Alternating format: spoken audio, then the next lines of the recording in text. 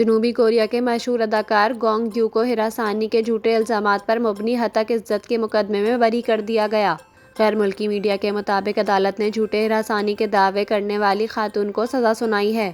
Media reports کے مطابق عدالت نے 40 سالہ خاتون کو hiraasaanii کے جھوٹے الزامات پر 6 ماہ کی سزا سنائی۔ خاتون کو جھوٹی معلومات پھیلانے اور information network protection act کی خلاف ورزی کا قصوروار ٹھہرایا گیا ہے۔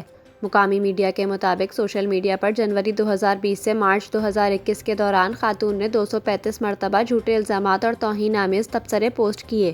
ان میں خاتون نے دعویٰ کیا تھا کہ 46 سالہ اداکار نے انہیں ہراساں اور دھمکایا۔ تاہم تحقیقات کے بعد ثابت ہوا کہ گونگ یو کا خاتون سے کوئی ذاتی تعلق نہیں تھا۔ علاوہ ازیں تمام الزامات بے بنیاد اور جھوٹے قرار پائے۔ واضح رہے کہ جنوبی کوریا کے معروف اداکار گونگ یو نے نیٹ فلکس کی مقبول ترین سیریز اسکوئڈ گیم میں کام کیا ہے۔